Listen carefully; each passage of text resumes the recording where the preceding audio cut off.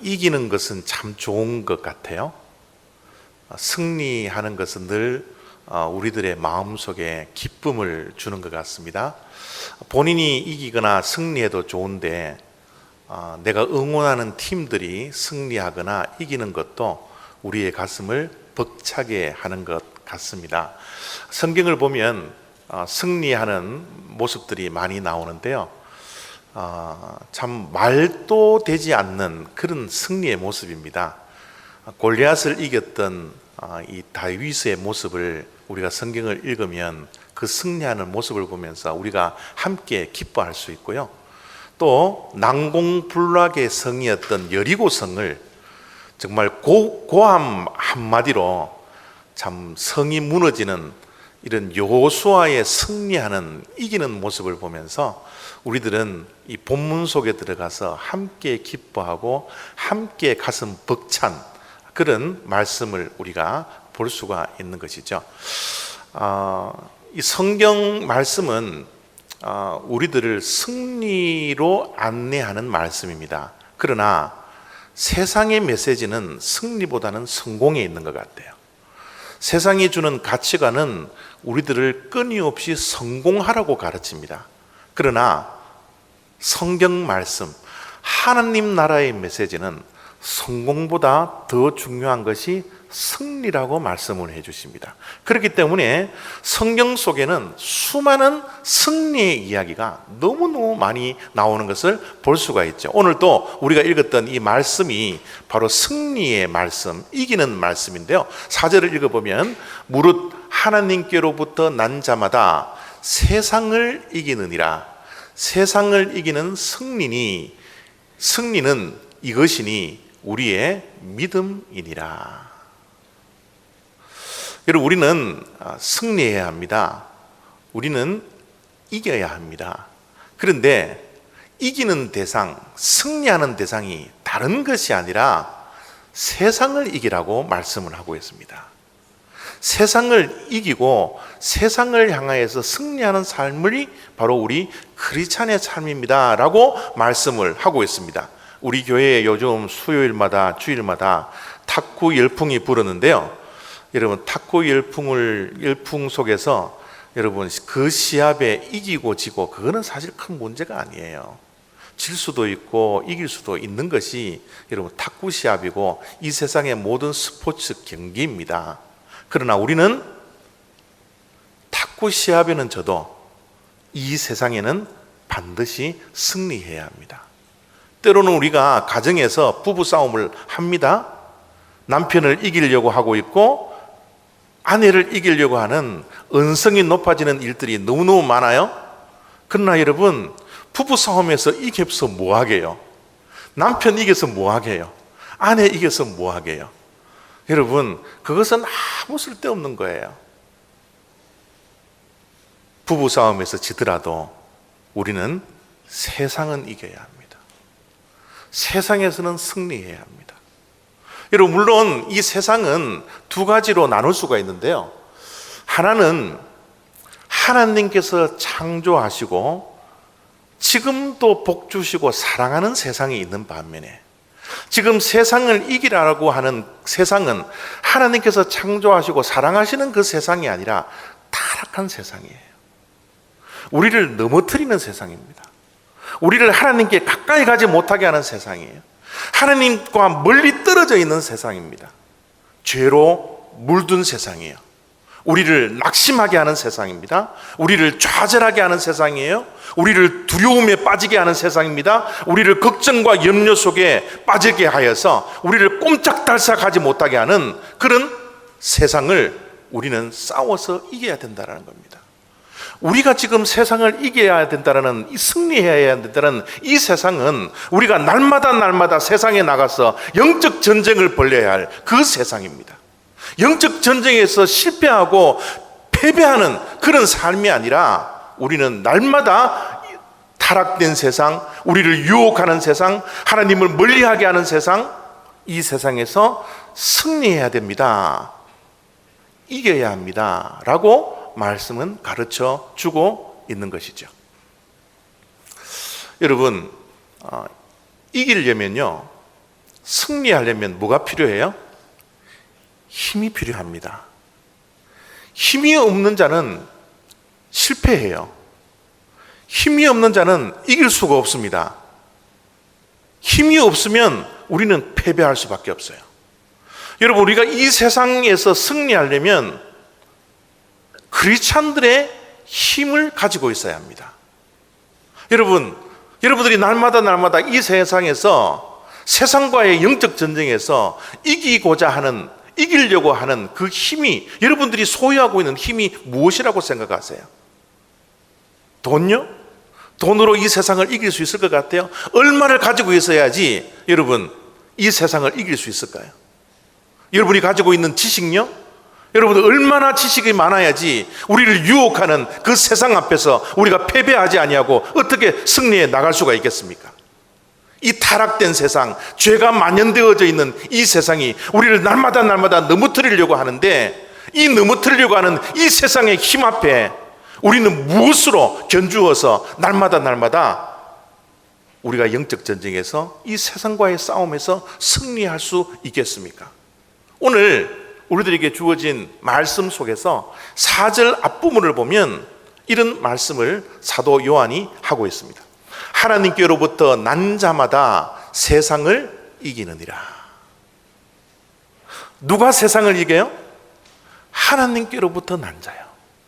하나님께로부터 난 자는 누구입니까? 본어게인 된 사람요. 본어게인 된 크리스찬들이 세상을 이길 수 있다. 그냥 단순히 교회 다니는 사람이 아니라 본어게인 되어서 하나님으로부터 영적으로 거듭난 사람이 세상을 이길 수 있다라고 사도 요한은 선포를 해버리는 거예요. 하나님께로부터 난 자들이 세상을 이길 수 있다라는 거예요. 여러분, 우리가 이 땅에 육신의 부모님을 통하여서 이 땅에 태어날 때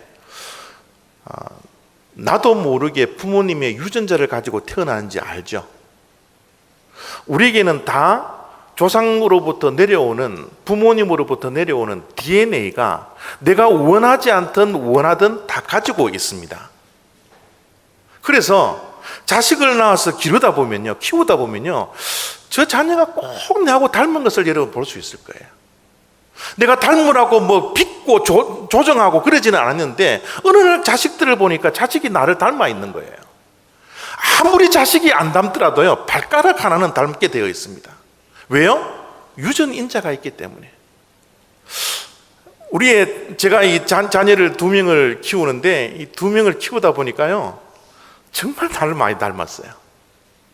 어떻게 저렇게 닮았을까 할 정도로, 깜짝 놀랄 정도로 저의 모습을 너무너무 많이 닮은 것을 확인할 수 있습니다. 왜요? DNA가 있으니까. 제가 이렇게 설교를 하는데 때로는 설교를 저도 유튜브에 올라가 있는 것을 보거든요. 보는데 옛날에 아버지께서 설교를 했던 그 강대상에서 했던 제수처나 그 모습들, 어떻게 저렇게 따라하고 있는지 모르겠어요. 똑같아요. 왜요? 유전 인자가 있으니까, DNA가 있으니까. 여러분, 자녀들 공부 못한다고요? 너무 혼내지 마세요. 왜 공부 못해요? DNA가 그렇기 때문에 그런 거예요. 왜 말썽 피워요? 우리 다 옛날에 한가닥 했던 여러분 말썽 피우던 그 모습들이 있기 때문에 우리 자녀들이 말썽 피웁니다. 남 이야기할 여러분 자식들 여러분 혼낼 필요 없는 거 내 모습입니다. 내 모습. 왜요? 유전 인자가 가지고 있으니까. 여러분, 우리가 거듭나면요, 내가 원하든 원하지 않든 어떤 유전자를 가지고 있어요? 하나님으로부터 내려오는 유전자가 있습니다. 영적인 유전자가 있다니까요. 여러분, 내가 원하지도 않았는데 이것은 그냥 저절로 나에게 주어진 거예요. 하나님의 영적인 유전자, 이 유전자를 가진 자가 하나님으로부터 난 자라는 겁니다. 여러분들이 하나님으로부터 거듭 태어났기 때문에 여러분들이 하나님의 딸인 것을 믿습니까? 여러분이 하나님의 딸인 것을 믿어요? 여러분, 그것 알고 여러분 하루하루를 살아가고 있습니까? 여러분, 아는 것이 힘이거든요. 우리가 하나님의 아들임을, 하나님의 딸임을 아는 것이 힘이라는 겁니다. 이것이 우리의 정체성이에요. 여러분, 세상을 이길 수 있는 힘은 어디에서 나와요? 나는 힘이 없지만 하나님으로부터 물려받은 그 유전자 때문에 내가 패배하려고 해도 어느 날 갑자기 주님께서 주시는 그 유전자를 통하여서 내가 승리할 수 있게 되는 것. 여러분, 내가 패배할 때는 언제인 줄 아세요? 내 정체성이 혼란되어져 있을 때, 내가 누구인지를 몰랐을 때, 내가 하나님이 아들이라는 사실을 모르고 하나님의 딸이라는 사실을 모르고 하나님의 자녀되는 본세를 우리가 모르기 때문에 우리는 날마다 실패하고 넘어질 수밖에, 조그마한 유혹에도 넘어갈 수밖에 없는 것이 정체성의 혼란 때문에 그런 거예요. 여러분, 이 세상의 혼란은 정체성의 혼란입니다. 내가 누구인지를 몰라요. 내가 왜 여기 있는지를 모른다는 겁니다. 내가 누구인지를 알면 내가 어떻게 살아야 할지, 무엇을 하면서 살아야 할지가 결정되는 거예요. 이 정체성이라는 것이 얼마나 중요한지 모릅니다. 제가 우리 성도님들에게는 자주 말씀드리는 거지만, 저도 어렸을 때, 젊었을 때 많이 방황했어요. 방황뿐만 아니라 영적으로 얼마나 많은 반항을 했는지도 모릅니다. 젊었을 때, 어렸을 때 그랬어요. 그런데 저를 지금까지 지탱할 수 있도록, 믿음을 지탱할 수 있었던 것은 어머니의 가르침 때문에 그래요. 어머니가 제가 힘들고 방황하고 반항할 때마다 꼭 저에게 하시던 말씀이 있어요. 그것이 뭔지 아세요? 너는 목사의 아들이란다. 여러분, 반항하고 어렸을 때, 젊었을 때는 이 목사의 아들이라는 이 정체성이 저를 얼마나 짓눌렀는지 몰라요. 목사의 아들이라는 이 하나 때문에 얼마나 내 마음속에 열등감이 있었는지 몰라요. 세상이 싫었습니다. 가정이 싫었습니다. 아버지가 싫었어요. 모든 게 다 싫었습니다. 그럼에도 불구하고 이제 어른이 되어서 과거를 뒤돌아보고 어린 나이 때를 뒤돌아보니까 어머니가 해주셨던 목사의 아들이라는 이 정체성이 나를 지켜주었구나, 나를 사람되게 해주었구나. 여러분, 이 정체성이 얼마나 중요한지 모릅니다. 우리는 하나님의 아들들이에요. 하나님의 딸들입니다. 하나님께서는 베드로 사도를 통해서 너희는 왕같은 제사장이라고 우리의 정체성을 분명히 해주셨어요. 우리는 택함받은 백성이라고 하나님께서는 우리의 정체성을 분명히 해주셨습니다. 하나님의 아들, 하나님의 딸로서 가지는 본세가 있다라고 우리들에게 정체성을 분명히 해주셨습니다. 여러분, 이 세상을 이길 수 있는 것은 내가 하나님께로 난 자라는 거듭난 하나님의 아들과 하나님의 딸이라는 이 정체성으로 인하여서 세상을 이길 수 있다는 사실입니다. 그래서 사도 요한은 4절 뒷부분에 보면 이렇게 말씀을 해 주시고 있습니다. 세상을 이기는 승리는 이것이니 우리의 믿음이니라. 세상을 이기는 것은 뭐라고요? 지식이 아니라는 거예요. 세상을 이기는, 여러분, 그 승리의 비결은 내가 가지고 있는 물질이 아니라는 겁니다. 내가 가지고 있는 건강이 아니라는 거예요. 세상을 이길 수 있는 것은, 승리하는 것은 이것이니 우리의 믿음이니라. 여러분, 5절 말씀에도 사도 요한은 계속해서 믿음을 강조하고 있어요. 예수께서 하나님의 아들이심을 믿는 자가 아니면 세상을 이기는 자가 누구이랴. 세상은 거대합니다. 우리를 넘어뜨리려고 하는 이 타락한 세상은 너무너무 거대해요. 여리고 성보다 더 거대합니다. 골리앗보다 더 거대합니다. 이 거대한 말도 되지도 않는 이 싸움 속에서 우리가 이길 수 있는 것은 뭐예요? 믿음이라는 겁니다. 믿음으로 이긴다라는 거예요. 여러분, 그런데 이 믿음은 그냥 말로만 하는 믿음이 아니에요. 그냥 내가 믿는다라고 하는 그런 믿음이 아닙니다. 확신이 있어야 돼요. 확신요. 내가 예수님을 통하여서 내가 하나님의 아들이 되었을까, 딸이 되었을까? 어떨 때는 믿고 어떨 때는 안 믿고 그런 믿음이 아니라 힘들고 어려운 인생을 가운데서도, 어떠한 역경 속에서도, 어떠한 유혹 속에서도 변함없는 하나님에 대한 사랑을 확인할 수 있는, 나는 하나님의 아들이라, 하나님의 딸이라는 이 확신을 가질 때 우리는 세상을 이길 수 있는 힘을 가질 수 있다는 거예요. 우리가 미국에 살기 때문에 때로는 뭐 한국이나 다른 스테이트로 이 비행기를 타는 기회가 있는데요. 그리고 비행기를 타기 위한 그 대기실에 가보면 그 많은 사람들이 있는데요, 참 천차만별이에요, 그 사람들이. 그리고 대기실에 가보면 어떤 사람들은 컴퓨터를 하는 사람, 어떤 사람 누워 자는 사람, 어떤 사람 밥 먹는 사람, 어떤 사람 희희낙낙거리고 이야기하는 사람, 뭐 별의별 사람들이 다 있어요. 그런데 가만히 대기실을 들여다보면요, 그 기다리는 시간 동안 즐거워하지 않는 사람이 있습니다. 안절부절하지 못하고, 맞습니까? 안절부절하지 못하고 우왕좌왕하는 사람이 있어요. 일어났다가 앉았다가 일어났다가 앉았다가. 여러분, 왜요? 안절부절하고, 예, 맞습니다. 안절부절하지 않고, 예, 안절부절하고, 예. 여러분, 이런 사람들은 누군 줄 아세요? 비행기 티켓을 가지고 있지 않는 사람이요. 급한 일이 있어서 비행기는 타야 되는데 너무너무 급하다 보니까 비행기 표는 없고 저 비행기를 타야 되기 때문에 그냥 비행장으로 가서 어떻게 해요? 웨이팅 리스트에 올라가 있는 사람, 자기 이름을 올려놓은 사람. 여러분, 그 사람들은 자기가 원하는 시간에 비행기를 탈지 안 탈지에 대해서 확신이 없기 때문에 뭐예요? 우왕좌왕할 수밖에 없는 거예요. 그러나 비행기 표를 구입하고 여러분 몇 분에 비행기를 확실히 탄다라고 생각하는 그 사람들은 대기실에서 즐겁고 기쁘게 이야기하고 밥 먹고 이런 모든 것들을 다 할 수 있는 사람들이에요. 그러나 확신이 없는 자들은 어떻게 해요? 우왕좌왕하는 거예요. 왔다 갔다 하는 겁니다. 일어섰다가 앉았다가, 문만 열리면 거기서 뛰어갔다가 뭐 내 이름 있는 거 확인해보고 없는 거 돌아오고 기죽고. 이 세상에 살아갈 때 우리가 구원의 확신을 갖느냐 갖지 않느냐. 여러분, 구원의 확신을 가진 자와 구원의 확신을 가지지 않는 자가 얼마나 차이가 나는 줄 아세요?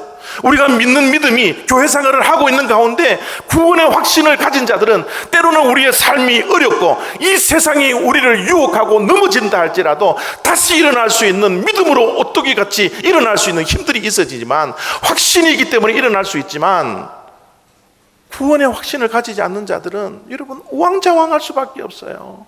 일어났다가 앉았다가 마음이 불안합니다. 두려워합니다. 걱정과 염려 속에 사로잡히는 거예요. 여러분, 우리의 믿음, 확신, 구원의 확신이 얼마나 중요한지 모른다는 거예요. 그런데 여러분, 이 확신이 어떻게 생겨날 수 있어요? 우리가 그냥 날마다 믿습니다 그러면 여러분 하루에 1000번씩 이야기하면 우리에게 확신이 주어집니까? 여러분, 제가 설교할 때 여러분 아멘 뭐 1000번을 해도 여러분 확신이 생겨질 수 있어요? 여러분, 어떻게 하면 우리들에게 겨자씨만한 이 믿음이 어떻게 큰 거목을 이루는 그런 확신의 믿음을 가지게 될 수 있을까요? 믿음을 키워야 합니다. 우리의 믿음을 키워야 돼요. 여러분, 우리의 믿음은 가만히 있으면 크지 않습니다. 여러분, 한번 보십시오. 우리가 어떤 땅에 씨앗을 뿌리고 싹이 나면 우리가 해야 될 일이 뭐예요? 이것이 성장해서 커질 수 있도록, 큰 나무가 될 수 있도록 뭐를 합니까? 물을 줘야 되죠. 물을 주지 않고 그냥 내버려두면 저 싹은 커지지 않습니다. 우리의 믿음도 동일해요. 우리가 예수 그리스도를 믿는 그 믿음은 아주 겨자씨만한 그런 믿음입니다. 작은 믿음이에요. 그냥 지금 땅속에 그냥 심어놓은 그 씨앗이 이제 발을 해서 이제 새싹을 놓는 요 단계라는 거예요. 우리가 물을 주어야 합니다. 그래야 우리의 믿음이 커져요. 가만히 있는다고 믿습니다 한다라고 결코 우리의 믿음은 확신으로서 자라나지 않아요. 우리의 믿음을 어떻게 확신의 단계까지 갈 수 있을까요? 말씀은 우리의 믿음이 어떻게 성장될 수 있다라고 말씀을 하고 있습니까? 로마서 10장 17절을 보면요, 그러므로 믿음은 들음에서 나며 들음은 그리스도의 말씀으로 말미암았느니라. 우리의 믿음이 어떻게 성장될 수 있어요? 어떻게 온전해질 수 있습니까? 하나님의 말씀을 통하여. 여러분, 하나님의 말씀이 두 가지인 것은 여러분 아시죠? 우리의 시간이 두 가지인 것은 아세요? 우리의 시간은 크로노스의 시간이 있고 카이로스의 시간이 있습니다. 크로노스의 시간은 우리가 흔히 이야기하는 몇 월 며칠 시간이 그냥 흘러가는 세월입니다. 그러나 카이로스는 그 시간대 앞에서, 흘러가는 시간대 앞에서 하나님께 주시는 은혜의 시간이에요. 의미 있는 시간입니다. 목적을 위해서 달려가는 그 시간입니다. 이 의미 있는 시간은 우리가 카이로스의 시간이라 그래요. 하나님의 말씀도 동일합니다. 로고스의 말씀이 있고 레마의 말씀이 있습니다. 성경에 기록되어져 있는 말씀은 로고스의 말씀이에요. 이 말씀을 우리는 날마다 듣고 날마다 읽고 합니다. 그러나 이 말씀이 정말 내 삶을 뒤집어버리고 나를 변화시키고 내 생각을 변화시키고 내 인생을 변화시키고 내 삶이 뒤집어지는 그 말씀이 되는 것은 레마의 말씀입니다. 우리는 로고스의 말씀을 날마다 듣고 읽지만 이 로고스의 말씀이 레마의 말씀이 될 수 있도록 말씀에 집중해야 됩니다. 하나님의 음성을 들어야 됩니다. 하나님의 말씀이 내 심령 속에 자리를 잡을 수 있도록 말씀에 집중해야 합니다. 이 말씀을 통하여서 변화되어져야 해요. 이 레마의 말씀이 우리의 삶을 지배해야 합니다. 그럴 때 우리의 믿음은 점점 커서 어떻게 해요? 확신이 된다는 거예요. 말씀만 그냥 들어서는 여러분 우리의 믿음이 성장하지 않아요. 성장하는 속도가 너무너무 느립니다. 그러나 이 말씀이 레마의 사건으로 다가와서 레마의 말씀이 되어서 이 말씀의 의미가 생겨지고 이 말씀의 뜻을 알아서 내 삶이 변화되는, 여러분 그래서 이 레마의 말씀을 통해서 우리가 개발되는 것이 믿음의 눈이 개발된다는 거예요. 믿음의 눈이. 여러분 우리가 그냥 살면 육신의 눈으로 이 세상을 바라보지만 이제 레마의 말씀들이 나를 지배하기 시작하고 나를 변화시키기 시작하고 내 가치관을 바꾸고 내 세계관을 바꾸기 시작하면 내 눈에 믿음이라는 안경이 딱 씌워지는 거예요. 여러분 우리가 밖에 나가서 선글라스를 끼면요 세상이 다 시커멓게 보여요. 왜요? 시커먼 안경을 쓰고 있기 때문에 그래요. 여러분 노란 안경으로 한번 바꿔보세요. 노란 안경을 덮어쓰고 한번 다녀보십시오. 이 세상이 어떻게 보여요? 다 노랗게 보입니다. 이 세상을요 믿음의 눈으로 바라보기 시작하면 이 세상이 달라 보여요. 이 세상이 변화됩니다. 이 세상을 바라보는 해석이 달라져요. 내 인생 가운데 다가오고 있는 사건들마다 해석이 달라지기 시작합니다. 사람들을 바라보는 눈도 달라져요.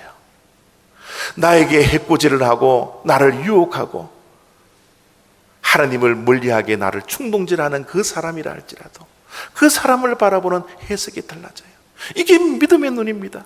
우리는 이 믿음의 눈이 생겨질 수 있도록 믿음을 성장시켜야 합니다. 우리가 세상을 믿음으로 바라볼 수 있도록, 믿음의 안경을 끼고 세상을 바라볼 수 있도록 우리는 믿음을 확신에까지 성장시켜 나가야 하는 것입니다. 칼 메닝거라는 사람이 태도가 사실보다 더 중요하다 이런 말씀을 했어요.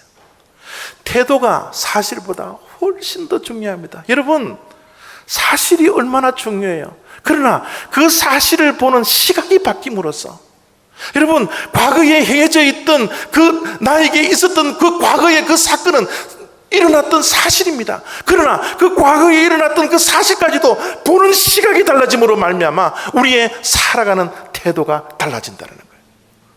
성경 속에서도 그런 일들이 너무나 많습니다. 사실보다 태도가 훨씬 더 중요하다는 것이 여러분 12명의 정탐꾼의 사건을 통해서 우리가 확인할 수 있잖아요. 12명의 정탐꾼이 가나안 땅에 가서 다 보고 돌아왔는데 10명이 본 것과 2명이 본 것은 확연히 다릅니다. 똑같은 것을 보았어요. 그러나 그것을 보고 믿음의 반응을 하고 긍정적인 반응을 했던 사람과 부정적인 반응을 했던 그 사람들과의 태도는 확연히 틀렸습니다. 믿음의 눈을 바라봤던, 믿음의 눈을 가지고서 그 가나안 땅을 보았던, 세상을 보았던 그 2명은 뭐라 그래요? 저들은 우리의 밥이라 그랬습니다.